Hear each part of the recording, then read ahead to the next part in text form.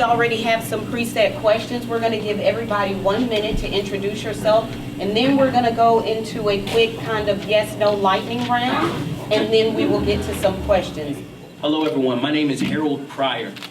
Just to give you a little bit of background on me, I'm a husband, I'm a father, I'm a Broward attorney, but also I'm running for state attorney because I truly believe that we have a criminal justice system that has been traditionally stacked against people of color, but also traditionally stacked against people with lower socioeconomic statuses and background, and also it has been traditionally stacked against our brothers and sisters right here in this community.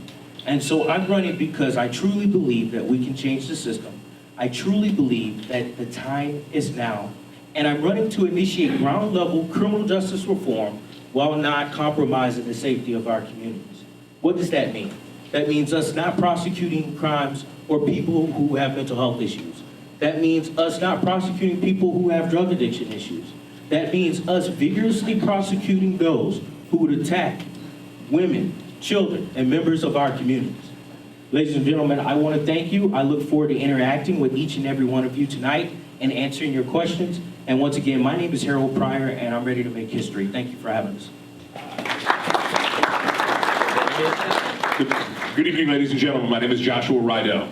I have a couple of labels. I'm a commissioner in the city of Coconut Creek. I'm an attorney. I'm a father. I'm a husband. I'm a friend. I'm an advocate. But those are just labels. What do I stand for? I stand for fairness. I stand for transparency. I stand for bringing forward change to communities. I stand for protecting those that need it. I stand for protecting vulnerable communities.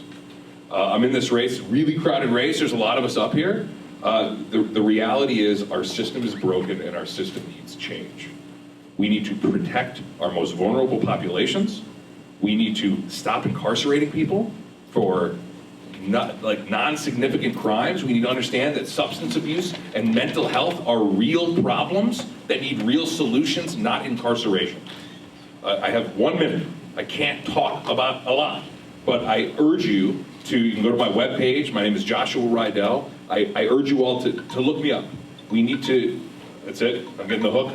All right, I look forward to answering the questions, ladies and gentlemen. Again, Joshua Rydell for State Attorney.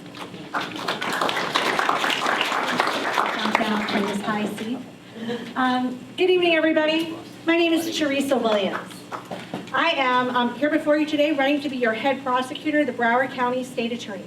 I have 25 years of experience in criminal law, and I am the only candidate in this race who has significant administrative experience on both sides of the podium. But the main reason why you should run for me is that I'm the only candidate that's sitting in this room right now who had the guts to stand up for criminal justice reform and stand up for change when it wasn't convenient. You'll remember me as the person who ran against the 40-year incumbent in 2016, in spite of the fact that everybody told me that I was going to ruin my career, that I was going to get run out of town. You know what? I was sick and tired of a criminal justice system that treated people like they were numbers and served only to make people money and get people reelected. What I stand for is changing the tide of our courthouse, bringing you an entirely fresh perspective. I am the only candidate in this race with prosecutorial experience who did not work for Mike Sachs. And what I bring you are the dotted I's and crossed T's of Janet Reno. I learned to do it right and do the right thing. I'm Teresa Williams. I ask for your vote to be the Broward County State Attorney. Thank you all so much. Hello, Democrats. My name is Joe Kimmock. I am the president of the Broward Association of Criminal Defense Lawyers. I'm a criminal defense lawyer. I represent folks charged everything from misdemeanors all the way up to homicides. I am a proud husband, a father of a 3-year-old and a 10-day-old, which means I'm very tired. And I announced that I was running for state attorney 1 year ago today. Since then, I have traveled this county screaming from the top of my lungs about the injustices of our criminal legal system. A cash bail system that keeps folks locked up simply because they cannot afford a bond. A war on drugs that has locked up more African American men than we had enslaved men in 1850. A juvenile justice system that that sweeps up our kids, abuses them, neglects them, and then spits them out less safe than they were than what they went in. My name is Joe Kimmock. My pronouns are he, him, his, and I'm asking for your vote for state attorney. Thank you. Hi, good evening. My name is Sarahnell Murphy, and I'm running to be your next state attorney. And as a state attorney, it's my job to keep you safe, and I can do that based not only on who I am, but what I have invested in our community. I'm a Florida native and a lifelong Democrat. I've been married for 22 years, and I have 2 little girls. And my dad, who is a World War II veteran and 92 years old, has lived with me for the past 16 years after losing his vision to glaucoma. So talk about worries about this virus. That's what I'm most worried about. Anyway, I'm a trial lawyer. I literally went to law school for the job that I've had for the past 24 years. I came down to South Florida to go into law enforcement. I did that originally, and I watched those prosecutors and said, that's how I can affect real change. That's how I can follow my path. I've been here. I've been the chief of our domestic violence unit, the chief of our county court unit. I'm very proud of the innovative diversionary programs that I started to give individuals deserving a second opportunity not to be labeled a criminal. But I'm likewise proud of the trial work I did in our career criminal unit to keep you safe from the most dangerous among us. I have the experience, the training, and the proven leadership skills to take this office to its next chapter. Thank you very much. Thank you. Good evening. My name is Jim Lewis. I'm a country lawyer in the city of Fort Lauderdale, and I have been a criminal defense lawyer for about 30 years. Prior to that, I was a statewide prosecutor for Bob Butterworth, and prior to that, I was a special prosecutor to the governor's office for Governor Graham. And I think what I bring to this race is experience. I've tried hundreds of cases, murders, and I'm on a mission. This week, I lost one of my very best friends to a drug overdose, probably heroin, fentanyl, we're not sure yet. And we worry about this virus that's out there, maybe killing folks. We're losing 3 or 4 people every day in the morgue, young people, to heroin and fentanyl and addictions. And I'm going to tell you, yeah, I'm all about change and giving people second chances and helping people with mental health and drug addictions. But if you're out there selling fentanyl and heroin and killing our kids, Jim Lewis is going to put your ass in jail, all right? And I don't apologize for it, because that's what a state attorney is supposed to do, is to protect us from the people out there that are pushing poison to our kids. Thank you. I'm Jim Lewis, and I appreciate your consideration. Good evening, ladies and gentlemen. My name is Justin McCormack. I was a plaintiff's attorney, medical malpractice, for 6 years in Miami, and then my wife is an ER pediatrician, and her work took us to Pittsburgh. So after 6 years, I became an assistant district attorney in Pittsburgh. I loved it. It was the best job I ever had. I love being a part of service that seeks justice for victims, that holds criminals accountable, and that also helps to rehabilitate those that end up in the criminal justice system that aren't hardened criminals, which is most people. When I came back to South Florida, I joined the state attorney's office. I'm running for state attorney because I want to make a difference in the lives of people. And I can make the changes to keep people out of the criminal justice system and to take people who are in the cycle of addiction in jail or poverty in jail and get them out of that cycle and use our limited law enforcement resources to focus on crime that harms the community. I'm asking you for the opportunity to give me the job. Thank you. How's everybody doing today? Good? My name is David Cannady, and I'm running for state attorney in Broward County. And Broward County deserves a champion with experience in policy, experience in legislation, experience in the courtroom. I have that experience.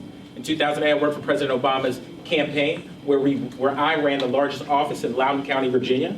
And I worked for President Obama in the White House. I worked in the U.S. Senate. After that, I worked in the Florida Supreme Court for Justice Quince. Then I came down to Broward County and became a prosecutor in the state attorney's office, where I currently am at. But it's not only that work experience, but it's the lived experience. I'm the son of a former drug addict. I am also the son of a formerly incarcerated individual. My father was caught up in the drug game, as we call it, and he did some time behind bars. But what he taught me was that your past isn't what you are. That you may have committed a crime, but you're not a criminal. And I took that with me when I entered the state attorney's office. My name is David Cannady. I hope to earn your support tonight, and I hope to have you stand next to me throughout this election. Thank you. What we're going to do is do a lightning round. Raise your hand if the answer to this is yes. You do not have to vote at all, but we have some questions just to give us some idea based on the ideals of our club. Please raise your hand if you're pro-choice. Please raise your hand if you support marijuana legalization. Please raise your hand if you believe in a pathway to citizenship. Please raise your hand if you believe Florida Competitive Workforce Act should be passed. I actually love that question. You are in an LGBTQ space. Florida Competitive Workforce Act would add sexual orientation and gender identity to the non-discrimination laws in the state of Florida. When you come here, that's the basic first need that we have. So just know in the future, we expect you all to sort of know things about our issues as well. So who on this panel supports passage of the Florida Competitive Workforce Act?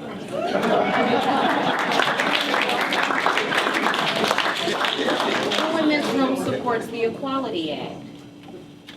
The Equality Act is the federal legislation to do the same. Oh, okay. Who on this panel supports equal pay for equal work? Who on this panel supports decriminalization of sex work?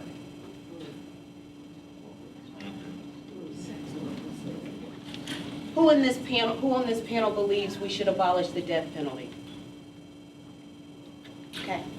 Thank you. Can I ask you to clarify that? Is that a personal opinion, or is that what we would do as the state attorney?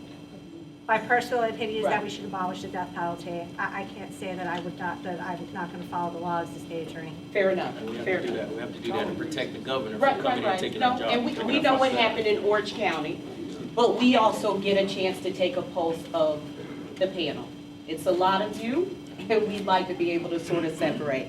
So we'll get started with our questions. Number one, the current state attorney has been in office for more than 40 years. I believe it's 42 to be exact. 43 right now. 43. What policies and practices will you retain or immediately end upon assuming office? Again, what policies and practices will you retain or immediately end upon assuming office? But also, do you believe there should be term limits? 43 years is a long time to occupy this space. We'll start down here with David. 1 minute. First off, Nikki, I love the Jays. Looking good.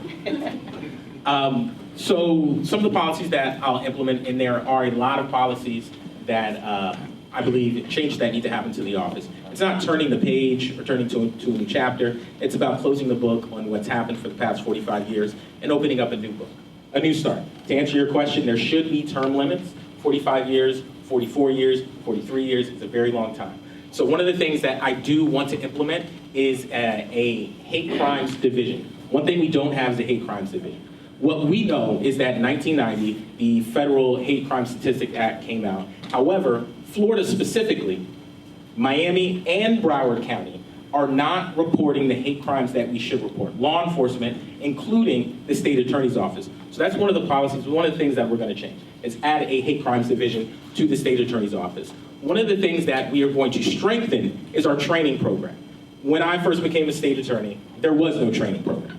Generally, there still is no training program. We're going to strengthen that, and we're going to train our prosecutors the correct way. Thank you. Thank you. So Justin McCormack, running for state attorney. There are many changes that I'd like to make. You can check a lot of them out on my website, which is McCormackforstateattorney.com. I do believe there should be term limits.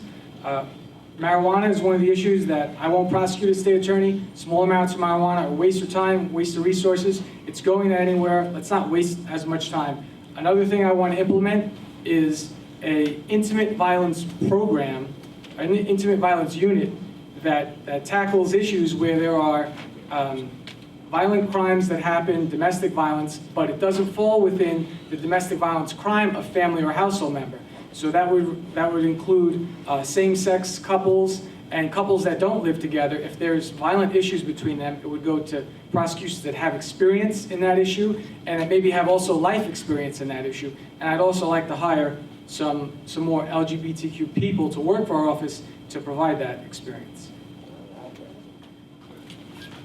Hi, I'm Jim Lewis. A lot of people have feelings about Mike Satz, the current state attorney, and I think his heart is in the right place, but quite frankly, he just hasn't changed with the times. He hasn't taken to heart that we can't continue to use jails as a place to lock up the mentally ill.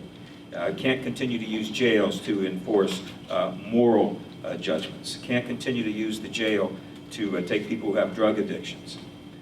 The biggest thing that I would change, and I think one of the biggest problems we have here, is that we don't have confidence in our system, because every once in a while, far too often here in Broward County, innocent people go to jail.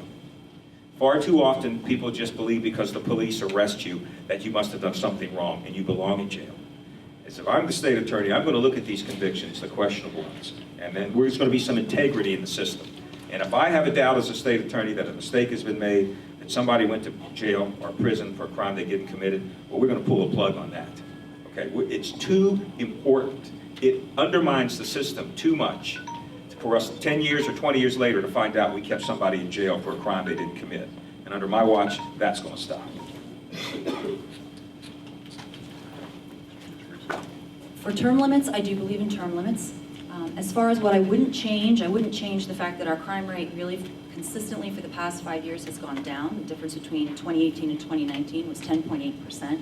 Unfortunately, violent crime is up in that. So what we need to do is we need to expand our diversionary programs, many of which I started, in order to focus on really going to trial and handling the matters that are dealing with violence to protect you from the really dangerous people in our community. I also think that my philosophy of community and education will move this office forward and will sort of restore the community's trust in law enforcement and prosecutors, allowing you to see what it is we're doing on a daily basis, what we're accomplishing. Will help to do that. And to build bridges of education, not only for prosecutors, but for law enforcement in dealing with the LGBTQ community. As the chief of our domestic violence unit, I saw that problem firsthand. I saw the problem of officers misgendering, etc. It's an educational component that I will push for, and I will work tirelessly to ensure everyone is treated equally.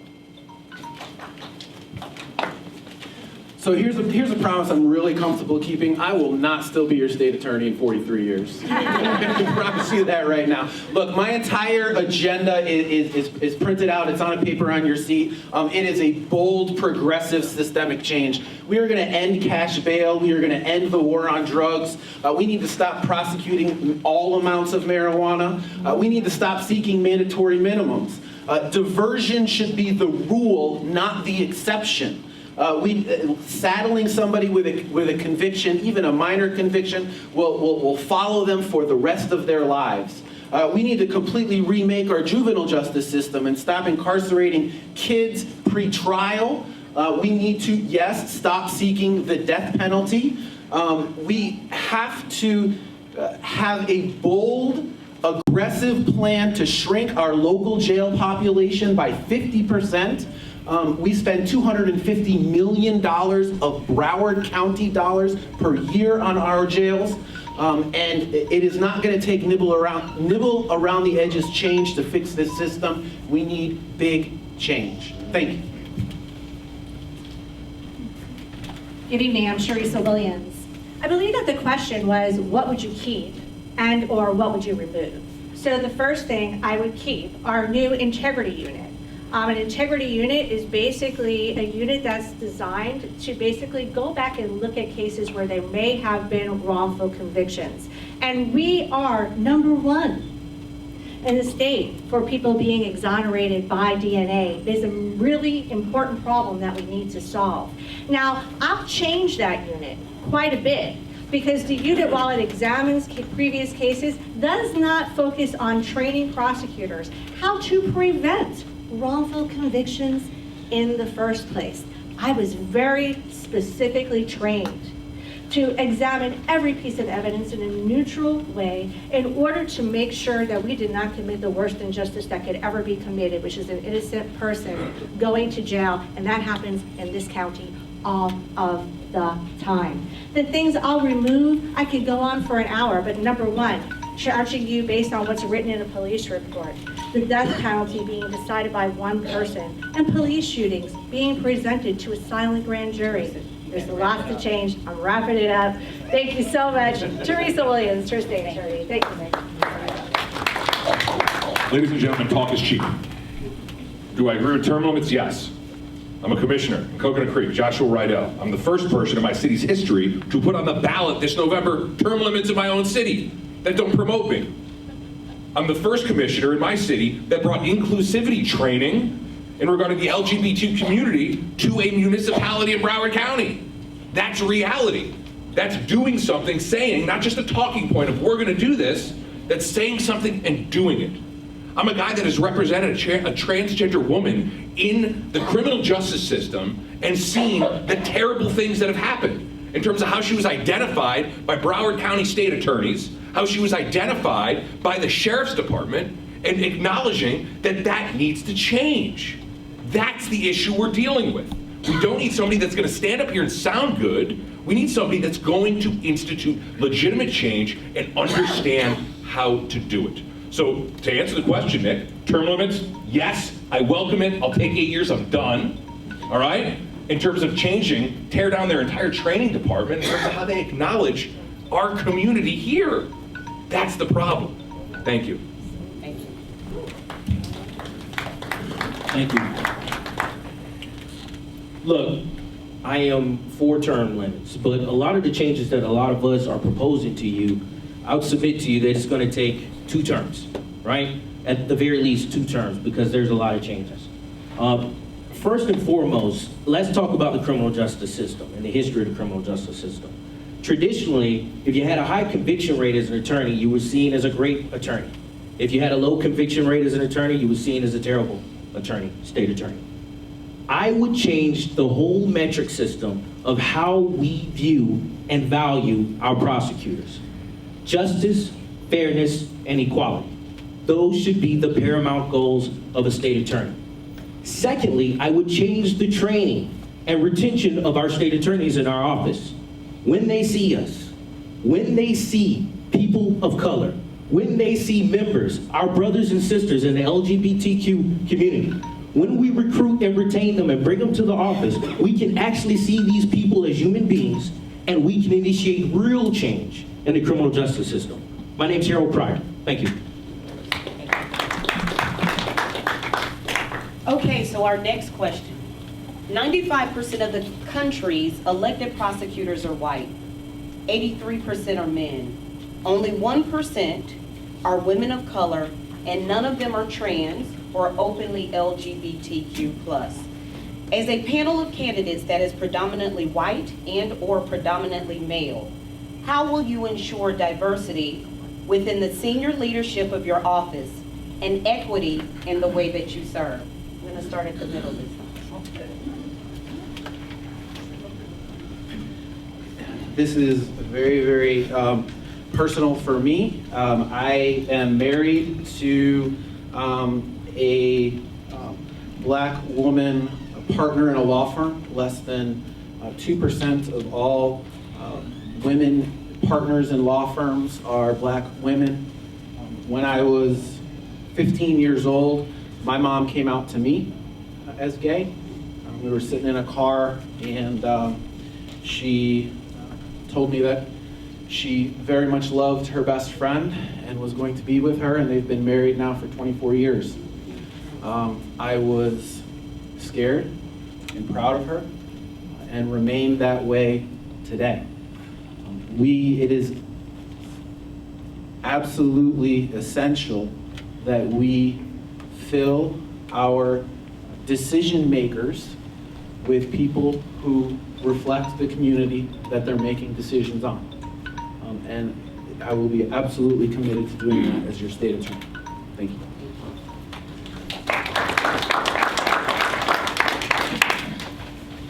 Again, I'm Teresa Williams. And I'm going to say that there are 2 candidates in this race with 25 years of experience who on day 1 know how to run this office and will come in and present their own platform and philosophies. Both of those candidates are women. And so, ladies and gentlemen, it is time for Broward County to have a female state attorney. Now, all of us know the differences that we have between men and women in gender, the way that we view things, the way that we philosophize things. I also want to talk about the fact that it's extremely important, not just to bring women into our criminal justice system, but it's extremely important that we have a vast array of individuals in our system. It's about making people feel comfortable. It's about making people feel that the process is fair. And gosh, we got an awful lot of work to do in that regard, particularly in the area of race when Black people are sentenced 3 times higher than white people. I intend on bringing forward inclusivity in race, gender, and with the LGBTQ+ community, and I look forward to presenting these issues and bringing that in the forefront of a new hate crime unit. Thank you so much, Teresa Williams, for State Attorney. You know, it's a difficult question. I appreciate the question because, I mean, the reality is you make a valid observation on its face. You make a valid observation that there's a number of white men sitting up here.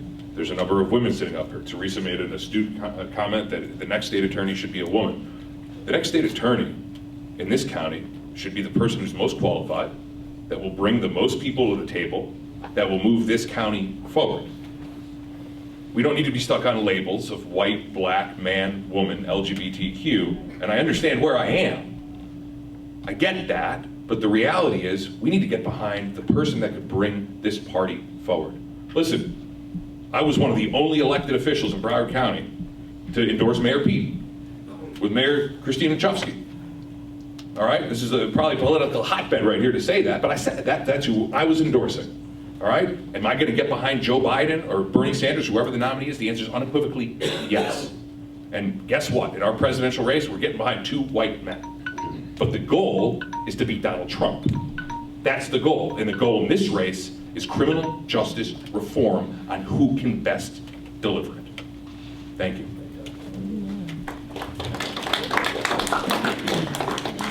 So my fundamental goal as the next state attorney is to have a state attorney's office that is actually reflective of the community that it serves. When I say that, it doesn't mean black or white. It means we need more female attorneys, we need more black male attorneys, we need more black female attorneys, and we need more members of the LGBTQ community in that office. Now, I'll tell you this much. I am an in-house counsel for a multi-million-dollar telecommunications company, right? When we want someone, we hire headhunters to actually go out there and find them.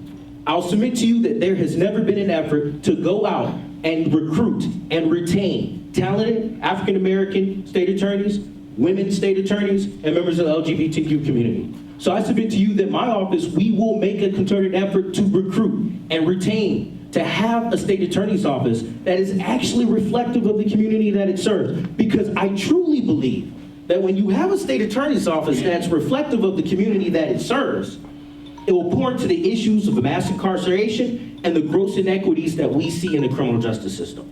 Thank you.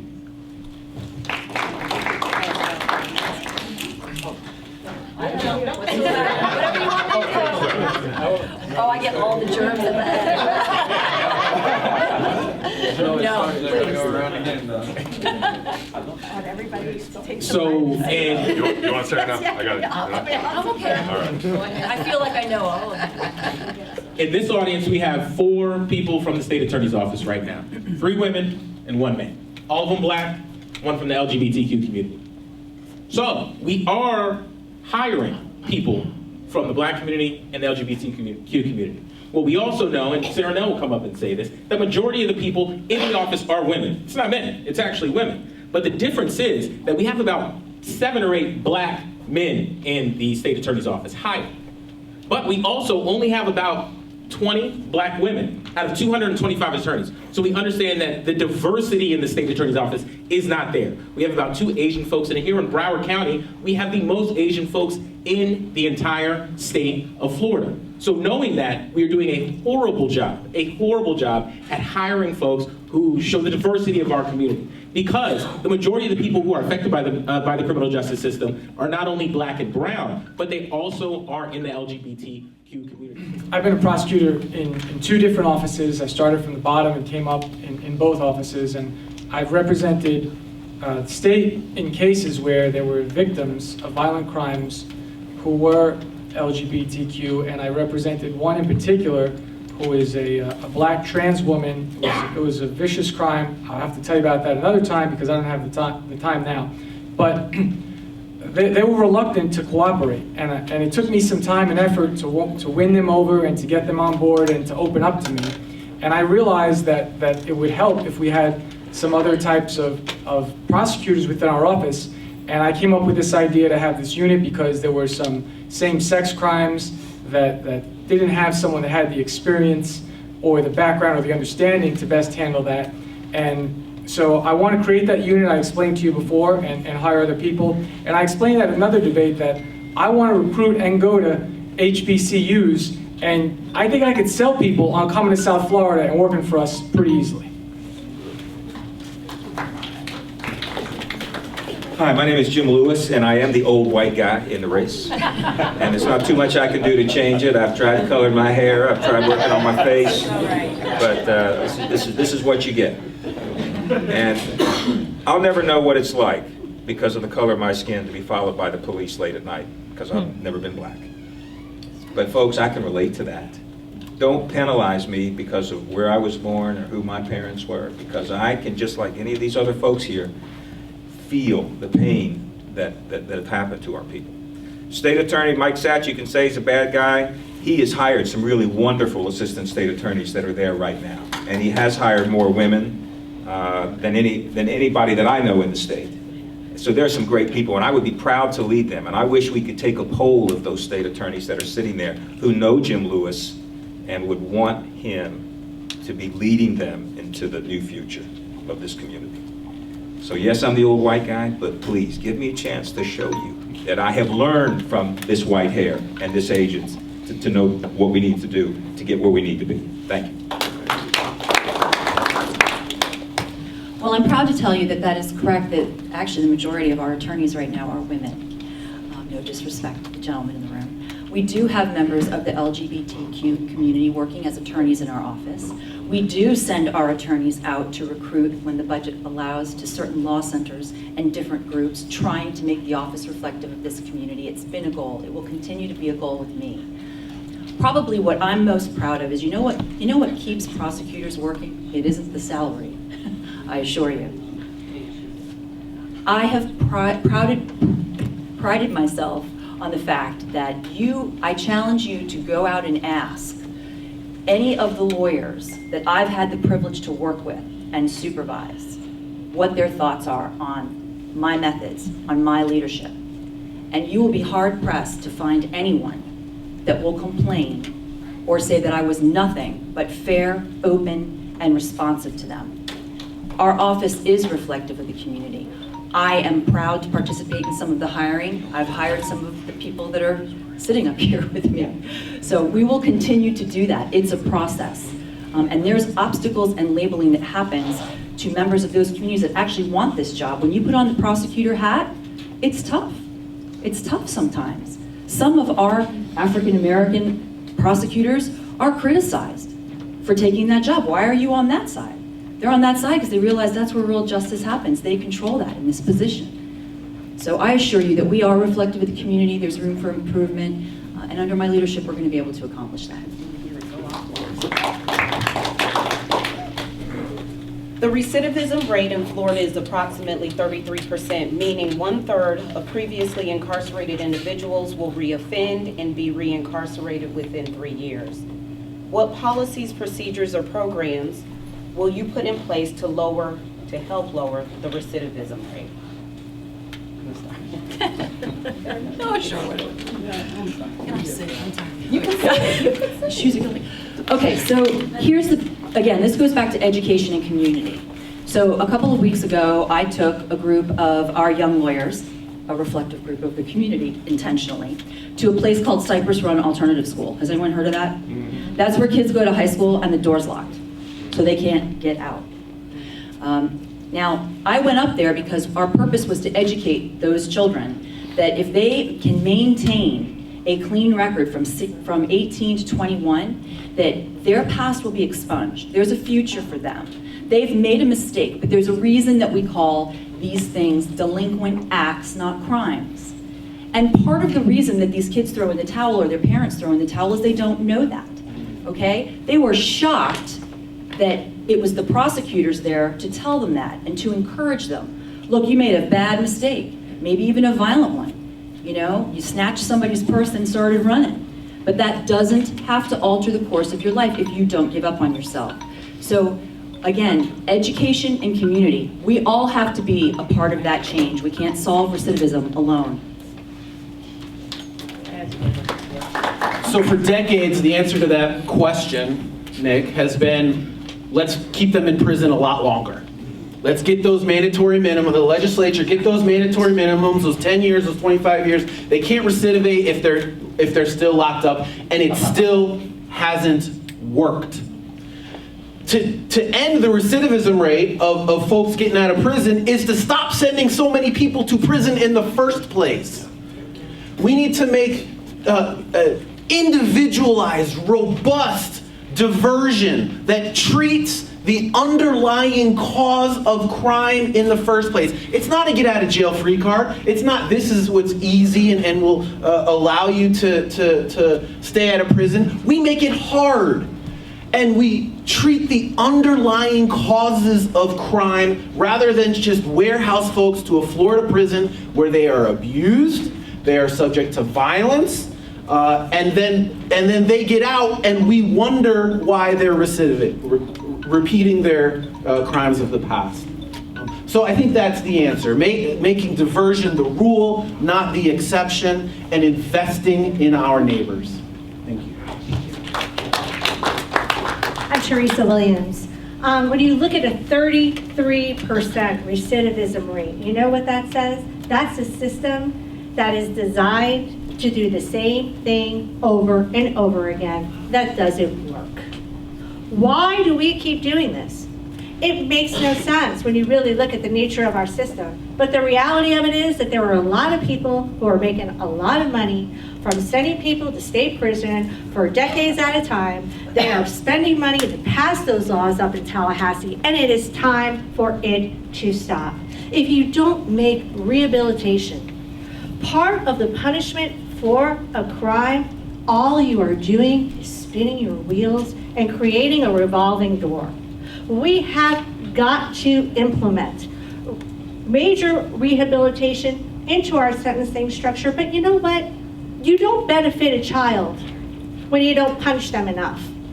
And if you don't punish somebody who has committed a crime appropriately, you're not doing them a favor either. What we need is a balanced approach. A balanced approach that looks at every single case on a case-by-case basis and matches the needs of that individual with our resources in the community. That's what I'll bring you as your next state attorney, Teresa Williams. Ladies and gentlemen, again, Joshua Rydell, and I'll say this, again, talk is cheap. It sounds good to say things. I have one unique perspective up here. I'm the only one up here that has never had a hand in putting people in prison. I'm the only one up here that's never been a prosecutor. I've represented thousands of people. And you know what I see, and you know what a lot of these people don't get? When you put somebody on probation, you know what that means? That means they're gonna go to a probation office once a month. That means they're gonna wait there for 3 to 4 hours to piss in a cup to get tested. That means they're gonna be late to work. That means they may get fired from their job. That means that's why we have a revolving door, when you really pull back the layers. And if you wanna fix it, it's not talking about rehabilitative justice and these concepts. It's bringing the Department of Corrections to the table. It's bringing the sheriff to the table. It's bringing municipal police departments to the table. It's bringing all the players in the criminal justice system to the table to actually change the system, not just talk about it. I'm the only candidate up here that has a record of bringing people to the table to institute change. We've done it with recycling countywide on some of the efforts we've worked with the county commission, and we've done it with the Broward County Addiction Recovery Center, BARC. We have a track record of that. That's how you institute change. We can talk about it, but let's deliver on it. Thank you. This is a rather important issue, and I think it's policy, and it's so many different layers that we deal with this. I think Josh brought up a great idea, which I totally believe in. We have to open the doors of the state attorney's office to bring our community stakeholders in. We have to work with court administration. we have to work with the state of Florida to fix this issue. Let's look at it from a personal aspect, from a personal standpoint. I've had family members who were in and out of the criminal justice system, served time in prison, came back to not even find any opportunities, couldn't find a job. They were only relegated to doing landscaping jobs.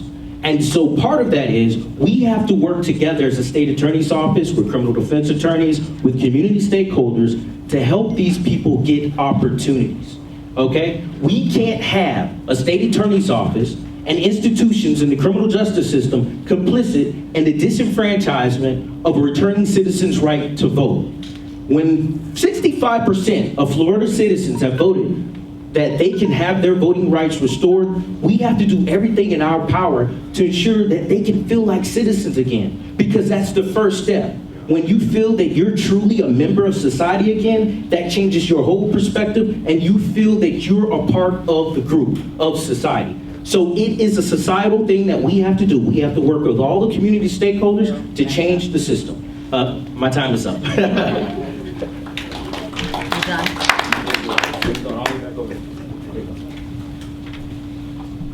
So my opponent is correct, talk is cheap, which is why in my courtroom, we are implementing what we're calling the E&E reentry court, the education and economics. In this campaign, we talk about three things: security, justice, and economy. Security, justice, and economy. What we know on the economic spectrum is that a prosperous community is a secure community, and a violent community is a poor community in many, many ways. So, what does that mean? Not locking folks up. Absolutely. We cannot continue to lock people up in a clip in the times that we're locking them up at this time. Currently, the Broward County Jail is under a consent decree, a federal consent decree. 2 months ago, the federal government was here because human rights violations are being perpetrated at the Broward County Jail. So we are complicit in that as prosecutors if we are not doing our job the correct way. So this education economics program works with organizations like Gang Alternatives and OIC of South Florida, which is less than a mile away, less than 2 miles away in Oakland Park, Florida. So we work with them so that you can get the consequences of your action, but also get a job and get education once you get out of incarceration while you're on probation. Thank you. So my overall goal as state attorney is to hold less people in jail, send less people to prison, and the ones we send to prison send for fewer years. And I think that in and of itself will help make Broward County a safer place. I heard about crime and punishment. I don't believe every crime deserves to be punished. Some crimes need treatment, counseling, diversion, things of that nature. There are two things that stop people from being recidivists: education and jobs. I want to try to help keep people out of jail and cash bail, because when people are in jail, what happens? They lose their jobs. They lose their house. In Florida, we can give sentences and not convict people. I want to focus on not making people convicted felons, because when you're a convicted felon, you're branded for life, and it's very difficult to get a job. I have also a program that I'm going to implement where the state attorney's office contacts local businesses that are willing to hire convicted felons and put them in touch with each other. Okay, my name is Jim Lewis, and I'm not running for public defender. I'm running for state attorney. We have a public defender race, and hopefully they will make sure that the rights of those accused are taken care of. But I agree that state attorneys have an obligation too, and that's to do justice. Our prison system is broken. Making license plates does not lead one for a career in the future. We need to do a whole lot more in terms of education, drug treatment, so when those folks come out of prison, that they're ready to do something other than commit crimes. But you know, I'm proud to have been a prosecutor for 12 years, and I'm proud to have been part of the criminal justice system for nearly 40-some years. And again, I'm not going to apologize for putting people in jail if they need to go there. If they're out here shooting people with guns, or they're out here killing people with drugs, they belong in jail. And I'll do my part as the state attorney to put them there. And then they can work themselves out and become better people, and they're ready to join the rest of us out here who are working and not selling drugs and not shooting people. Then they can come home. Until then, they can stay in jail as far as I'm concerned.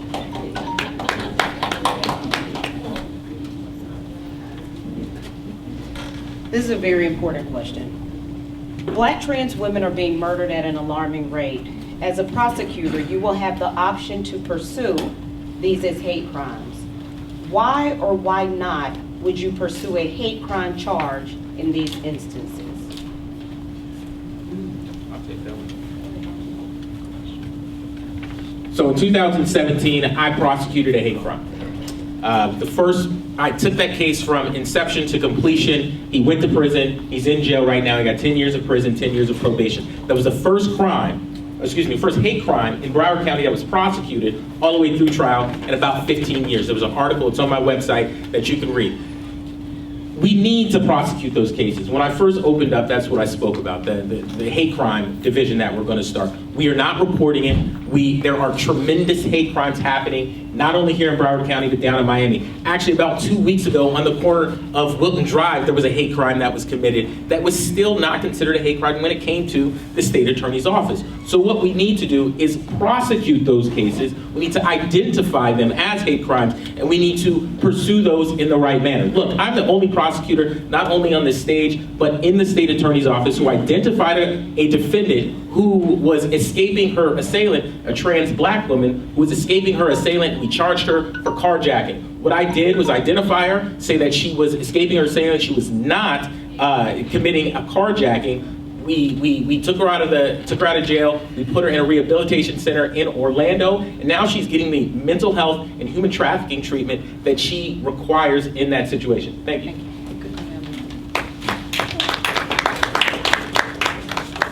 We should prosecute hate crimes because it acknowledges the reason behind the crime. Sometimes a crime is just prosecuted as a battery or something else, where it may be because of the sexual orientation of the purpose. And it makes the victim feel as though they're acknowledged and that the person is being prosecuted for what they did, that they committed that crime out of hatred, that they just didn't try to kill somebody, they did it because of that person's sexual orientation. I prosecuted a case where a trans black woman met a gentleman, she gave him oral sex. When they were finished, he shot her in the back and paralyzed her from the waist down. She was very reluctant to cooperate. I couldn't find her. She wasn't living with her family. She was homeless. I was driving to homeless camps trying to find this tall black woman who's paralyzed. I couldn't find her. Eventually, through family and phone numbers, I found her in Texas. Told her, I'll fly you here. You have to come to trial. I want to send this guy to prison, 25-year mandatory. She said, thank you. Do whatever you can. I don't want to come. He went to prison for 15 years for committing that crime, but he should have gone for a lot more. Again, Jim Lewis, obviously I would be as aggressive as we can in doing hate crimes. One other thing I heard some folks talk about maybe we shouldn't be prosecuting people in the sex industry. And I know that's something that people talk about here or think about. Folks, we have a dilemma here in Broward County. We have kids being brought from around the world to be used as sex toys for adults, and it's horrible, and it's unspoken, and we can't excuse that. When people are taking advantage of the youth, of kids, and making them sexual objects for people to enjoy, that's got to stop. There is no place in civilized community for that. So yeah, we're gonna go after hate crimes, and we're gonna go after people that hate our kids and use them in that fashion. Thank you.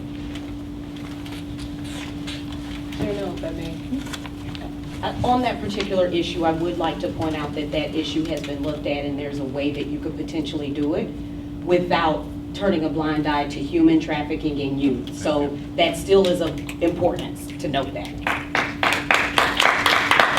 Okay, so the answer is clearly yes. Of course, we pursue crimes as hate crimes if we're able to prove them as such. So I just want to tell you, I obviously can't comment on any pending cases or open investigations that I have, but I can tell you that it's important that you understand that from the US Supreme Court to the Florida Supreme Court, what makes a crime a hate crime is when the perpetrator chose the victim for the reason that he or she is, fill in the blank, black, gay, whatever. That's what makes it a hate crime. So factually sometimes, even though we know in our heart of hearts, two guys get into a bar fight over a barbell, and once they begin to hit one another, one uses a racial slur or a homophobic slur, whatever. The motive, the impetus, the intent behind the fighting was the bar bill.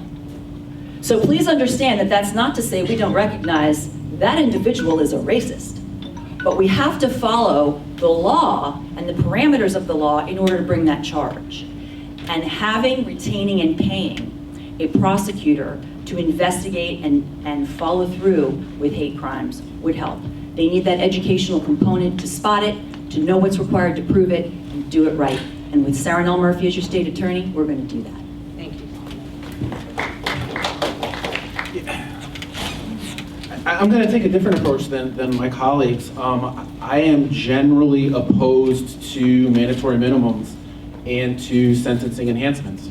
And labeling a crime a hate crime often brings those huge mandatory minimums and sentence enhancements.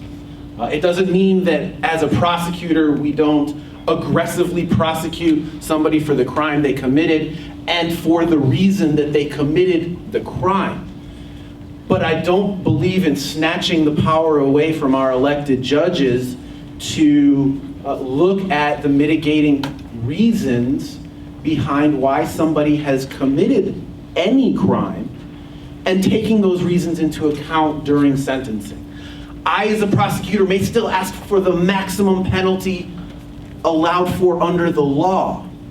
But if there are mitigating reasons, abuse growing up, we know that lots of violent abusers suffered violence themselves. That should be accounted, a judge should be allowed to take that into account. And so I'm generally opposed to mandatory minimums and sentencing enhancements. Thank you.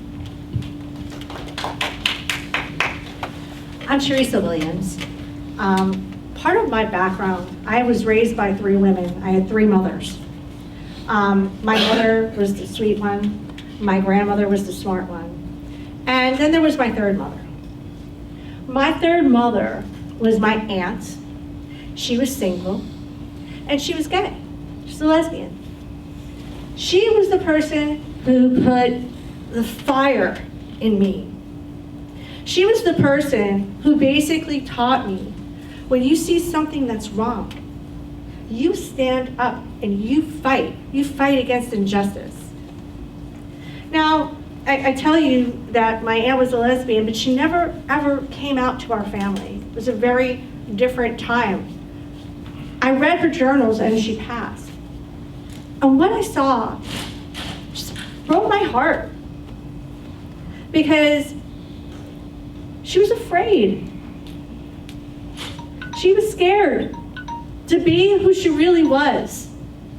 And I so believe that a hate crime unit will help the people in this community to know that we are going to protect you. We are going to make sure that nobody will ever hurt you. And as your state attorney, I will institute a hate crime unit and make sure that these crimes are prosecuted so that all of you can feel safe. Again, Teresa Williams, First State Attorney. Thank you. I'm a Jewish guy. All right, I'll lead with that. What have you seen a rampant increase in the national news media? Anti-Semitism. Front page of the paper yesterday was 2 judges, Jewish judges, walking out of Miami-Dade courthouse and seeing swastikas all over the place. It's a hate crime. We've seen increases in anti-Semitism. We've seen increases in homophobia. We've seen increases in racism. In all these different counties in Florida, we've had significant hate crime prosecutions. A fact, we have it here. We have it here. I agree, we need more of it. We need it sought more aggressively because we need to protect our vulnerable populations. And it's not about sexual orientation or religion or race. It's all of them together. One doesn't stand alone. Because if we're not protecting our populations, our vulnerable populations, what message does that send? It doesn't send the right message. And the reality is, we have not done our communities, whether it's my religious community, whether it's the Dolphin Democrats, whether it's Wilton Manors, whether it's blighted communities on Dixie Highway up and down this county, we have not done our minority communities a service with how we've been doing it. And we need to change, and we need to do more of it. It's that simple. Listen, we can all, and as Jim said it, we're not running for public defender here. We're running, people that hurt people need to be punished. And if you're targeting people because of, as Sarahnell says, the blank, it should be a much more significant punishment, because that is how you protect society and you protect our vulnerable populations. And it's an easy thing to translate and do. But again, it takes action. Thank you. You know, I'm going to get a little personal here. I'll give you a story that my daddy gave me, my dad always gave sage advice to us boys growing up.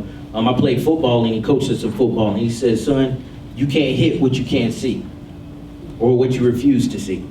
The problem with the criminal justice system, the problem with the Broward County State Attorney's Office is they have blatantly chosen to ignore our members of the LGBTQ community and members of minority communities. I found out recently, a couple months ago, when I came here for the Transgender Day of Remembrance, that there were so many black trans women murdered right here in Oakland Park. I'm sorry, in Will Manors. And that, honestly, brought tears to my eyes.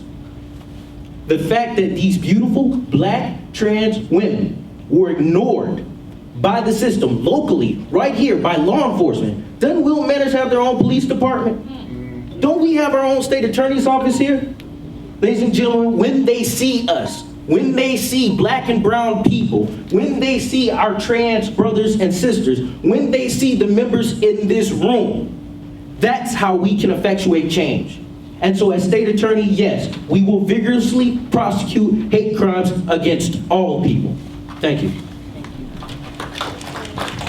So really quickly, I want to thank our audience. We have 2 more questions, and I appreciate your patience because a lot of folks are going to be asking and wondering who to vote for, and I hope you'll be able to kind of lead them in a great direction. So parental consent laws for abortion access have been signed into law requiring you criminalize abortions.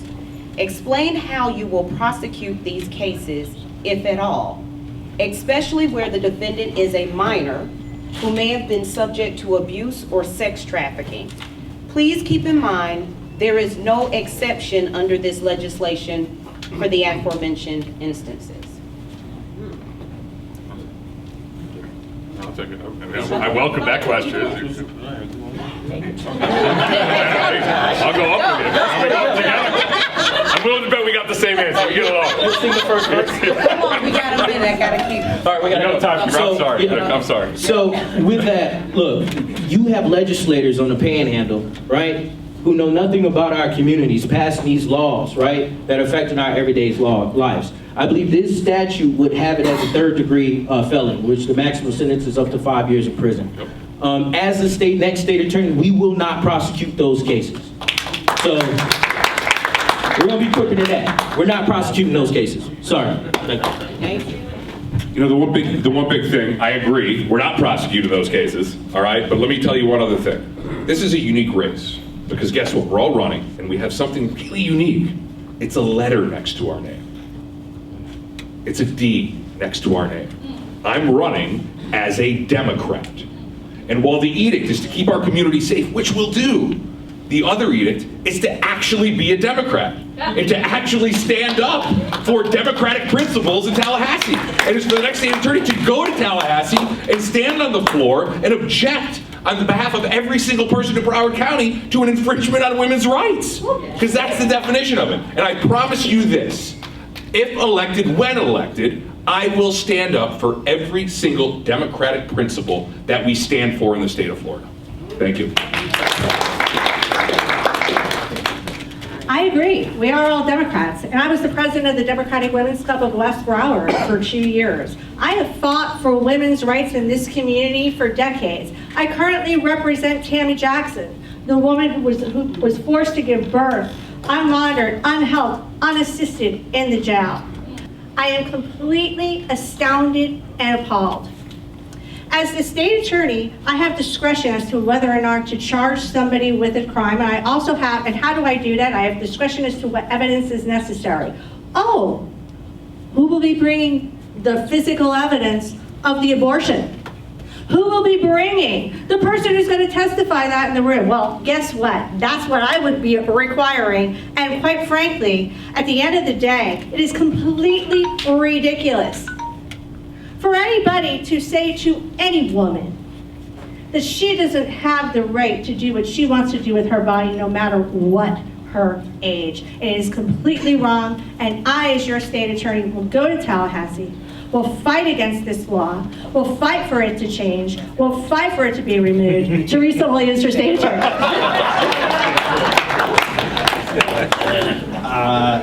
So in June of last year, I actually wrote an op-ed in the Sun Sentinel. You should Google it. It's titled, "In the Age of Mass Incarceration, Criminalizing Abortion is a Big Step Backwards." We saw that this was coming with this legislature. I felt like it was extraordinarily important to use my voice then, before the legislature did anything. Luckily, we did not get a fetal heartbeat bill this term. We might get one.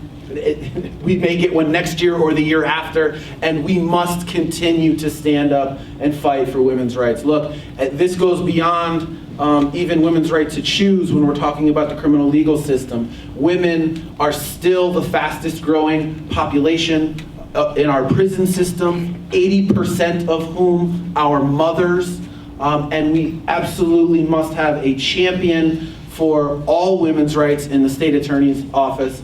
And Joe Kimmock, I hope to be that champion. Thank you. So growing up in the early 70s, my mom, who was a social worker all her life, she also happened to be the president of the local NOW organization at my home county of Pinellas. So I grew up early and often with women's rights. And I assure you that we need, as elected officials, to band together. Florida has an organization called the Florida Prosecuting Attorneys Association, and those are the people that would have a big voice. And I plan to be very involved and active with that organization and push for us to go to Tallahassee and to change the laws that are wrong, starting with that one. There's others. They want to criminalize individuals who are trying to get their voting rights back if they improperly fill out the form. When I heard that at the commission meeting, I went back to Mike Satz and I said, they're going to make that a misdemeanor, and I'm not doing it. And he said, okay, Sarahnell. So we're not doing that either, by the way. But this is what we need, because please, we hear a lot of these terms about decriminalizing. What your laws are is up to the legislature, and we are constitutionally bound to follow them. We saw what happened up in Orlando when somebody said they wouldn't follow it. You're gone, and the governor has released your control over these cases. So we will band together and we will change things in Tallahassee where it should be, but I will never pursue a case that I don't think is done in good faith. Nobody in a Jim Lewis administration will be enforcing that law. And if that governor in Tallahassee wants to come down here and remove me because I refuse to follow that law, then let him come on down. All right. And I understand that this guy, I think his name is Donald, that has moved south to West Palm Beach. And it'd be sure nice, maybe he's going to stray down to Broward County. Maybe we'll do an investigation or two of that guy if he happens to come down here. Yeah. There you go. As state attorney, my office will not be prosecuting minors for not getting parental consent for having an abortion. We're not going to prosecute that. And as state attorney, I probably personally won't be taking on huge cases and prosecuting them. What I will be doing is working in the office to make the systematic changes that I've been talking to you about tonight, and I'll also be working as an advocate on behalf of the community to change laws and have laws legislated. I'll be going to Tallahassee. I'll be working with local politicians to change laws that will make our community better. So just like everyone else on this panel, we're not prosecuting those cases.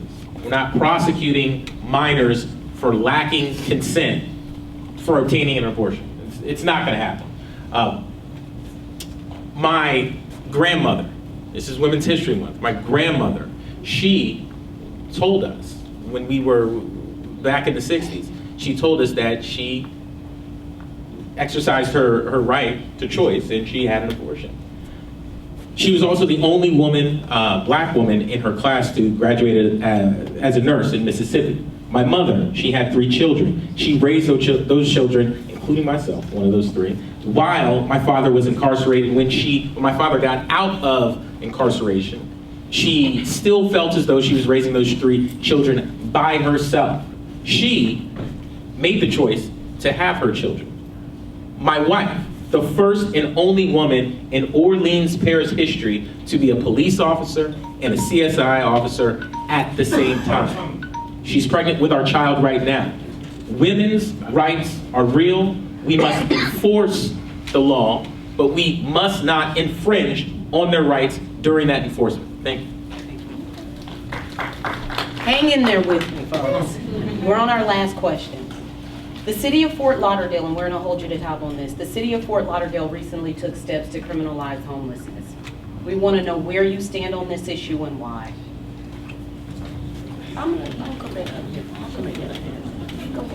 Well, homelessness is not a crime. So that's where I stand on the issue. I have an uncle right now that's homeless, that's living on the beach, and he chooses to live there. That's what he wants to do. I tried to get him in the House of Hope. I tried to get him somewhere where he could get the treatment that he needs. And I told him you could save up some money. They won't take his money there. He could hold on to it. He gets Social Security. I said, you can get yourself a place to live after that. I don't want a place to live. I want a car to drive around. I said, okay, he chooses to be homeless. He's not bothering anybody. I don't believe homelessness is a crime. That is not the solution to the answer. We need to get people the mental health treatment that they need, the drug addiction treatment that they need, try to help get them on their feet that way. Not by putting them in jail, letting them out, putting them in jail, letting them out. That's not going to help anybody. Maybe the commissioners in the city of Fort Lauderdale might want to focus a little bit more on those sewage pipes busting all over the place. Just maybe. You know, it is such an embarrassment when we tried to lock up people that tried to feed homeless people on the beach to give them a meal. And I mean, what are we doing here? And I hear these folks, and these are some of these folks that we know that say that they're progressive, but they don't get up there and start raising Cain when we start talking about draconian laws because we don't want homeless people too close to a church or too close to a bus station or too close to a park. We need to deal with homeless. We need to find places for them to go. We need to see that they're not homeless. We need to give them education, employment, and not just offer them bus tickets out of town. We used to do that too. And the city of Fort Lauderdale, I lived in Fort Lauderdale, and I love Fort Lauderdale. But our government, we don't have a great history when it comes to homelessness. And it's time we turn over a new leaf, and a state attorney, I'll definitely do my part to see we don't prosecute anybody for even let the city prosecutors do something crazy like that. Thank you. I'm going to tell you what I am doing. Homelessness is not a crime. And we have a wonderful new court that's just been formed in the city of Fort Lauderdale. And today is its 1-year anniversary. I actually spent my morning there in celebration, and we had some graduates, right? If you saw it, that came and spoke. It was really, really touching. Unfortunately, I'm really hoping, and if I'm the state attorney, I will be advocating for money. The grant funding is running out. But basically, the community court is what it's called, and it was created on grant money given to the city of Fort Lauderdale in order to bring these homeless that are arrested for things like disorderly intoxication, drinking a beer in public, those kinds of things that don't really belong in our system, taking those over to the community court. The community court is in session in the city hall in Fort Lauderdale, not in the courthouse. And they have the wonderful ability with this grant funding to bring all the service providers there. Henderson is there for mental health. Today we had showers there. We have a wonderful barber who comes and cuts people's hair. It really is a great program, and I just will tell you that Commissioner Sorensen was there and Dean Trentalis was there, and they're both very supportive of the program. So you do have some elected officials that are caring and sensitive on this issue, and I definitely will be one of them too. So the law reflects our decades-long belief that we can solve every social ail with the criminal justice system. And this is just the latest in a long series of laws that criminalizes homelessness. We arrest people for trespass, we arrest people for sleeping on the beach, we arrest people for panhandling, we arrest people for being drunk in public, and on and on and on. And we think that the criminal justice system is the way to solve that problem. It is not. I am vehemently opposed to that law. On our website, we have actually talked about a whole bunch of different laws that criminalize homelessness that we think that there are better answers to than criminal prosecution. Thank you. I'm Teresa Williams.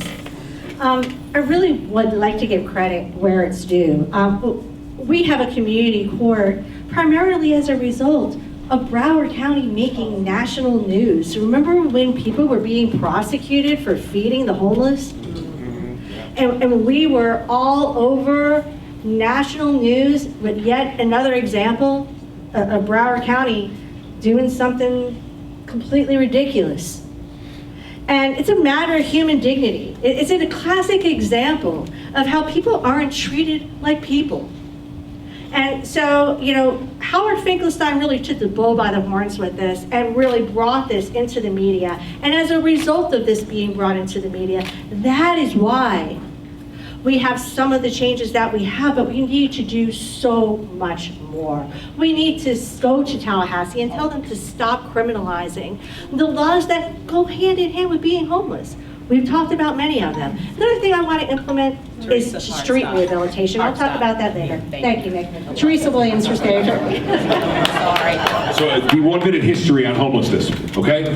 The homeless statute and the ordinance in the city of Fort Lauderdale got passed before the current commission has taken seat, okay? So I'm blessed with 2 very good endorsements of people that support me in what I'm doing. It's Mayor Dean Trantelis and Commissioner Ben Sorensen. Good friends, they've endorsed my candidacy. When they got the majority on the Fort Lauderdale Commission, they changed things, and they're changing how they're doing and dealing with homelessness. Now, interestingly to point out, the ordinance went into play before Dean and Ben and Glassman and those guys got elected, okay? So that's when it happened. I spent 2 years pro bono representing one of the individuals feeding at the park for free, and it took 2 years before a Fort Lauderdale municipal prosecutor dropped the case. So that's what I've done, and that's my position on how we have to fight it. The reality is, what Dean and Ben have done with engaging the private sector to help solve the homeless issue is what we need forward thinking on. And that is how we can solve the problem, not locking these people up. Thank you. I'm Joshua Rydell. Look, it goes to why I'm in this race. Whenever you prosecute homelessness, which isn't a crime, but whenever you criminalize poverty, right, that's an issue. And so as state attorney, I'll tell you that we will train our prosecutors to look at these cases and quite frankly, people, let's look at everyone as human beings. Let's bring back the human element to everything that we do. When you look at that person across from you as a human being, you'll have sympathy and a little empathy for them, and you'll do the right thing. So we can't criminalize homelessness. We can't criminalize poverty. Let's do the right thing and not go after these low-level offenses and think that we can solve everything by throwing poor and homeless people in jail. And so it's going to take a strong state attorney to work with community stakeholders and all of the community stakeholders, bring them in and find solutions to help everyone that's involved in this homelessness and also the poverty issue in Broward County. Thank you. Being homeless is not a crime. Everyone here has said it. We're not going to prosecute those types of cases, but you got to actually listen. Listen to what some of my colleagues and competitors have said up here. One person said, we were in the news, national news, for prosecuting homelessness, for prosecuting feeding the homeless. That means if you've been in the state attorney's office for 15, 20, 25 years, you've been part and parcel to prosecuting homelessness. I haven't been in the state attorney's office that long. I have been in the state attorney's office long enough to know the system, but not be a part of the system. So we're not going to prosecute those types of cases. And it's not just low-level municipal crimes. It's not just misdemeanors. It's felonies as well. One of my competitors is in felony court. He sees this every day. As a prosecutor, what we're doing in my courtroom is we are not penalizing somebody for being homeless. But what we are doing is getting them the help that they need, because what we realize a lot of times is that it's connected to mental health treatment and drug treatment. Mental health treatment and drug treatment. And as your next state attorney, I will ensure that we don't prosecute those cases. Nick? I mean, can we give the timekeeper a round of applause? Because that was nobody listening to Lorenzo. You gotta give her a round of applause. So also, I'm going to ask you all to give our informed voters a round of applause for being here. We're going to ask you to stay for a group picture. Yeah, she's got to take a picture. We want to thank everybody for... Does it screw up? Yeah, we could do that. Oh, so here's, I got asked, we're actually going to give you 10 seconds. 10 seconds. Say your name and say your last thing. My name is David Cannady. I'm running for state attorney. I hope that you stand next to me. I hope I can earn your support in this race. Thank you. Justin McCormack for state attorney. If you have any questions, please come see me, call me, text me, email me, come to my website. I'm happy to talk to you about any issue that's on your mind or any question you have about criminal justice reform. Jim Lewis, the old guy. Sarahnell Murphy. By the way, those feeding the homeless cases were prosecuted as municipal ordinance by city prosecutors, not state attorney prosecutors. I have the training and experience to make the changes. Don't need 4 years, don't need 8. I can do it tomorrow. Joe Kimmock, I'm really looking forward to trying to get some sleep tonight. I'm Teresa Williams. I'm the only candidate in this race with administrative experience on both sides of the podium. I'm the person that you can trust to bring criminal justice reform to Broward. Thank you. Ladies and gentlemen, Joshua Rydell. This organization endorsed my candidacy as one of the youngest elected officials in Broward County in 2015, and I'm giving out free bookmarks with my name on them at the end of the meeting tonight. I don't have bookmarks, guys. I'm so sorry. My name is Harold Pryor. I'm ready to be your next state attorney. Visit my website, haroldpryor.com. It's like Richard Pryor, but I'm not as funny, guys.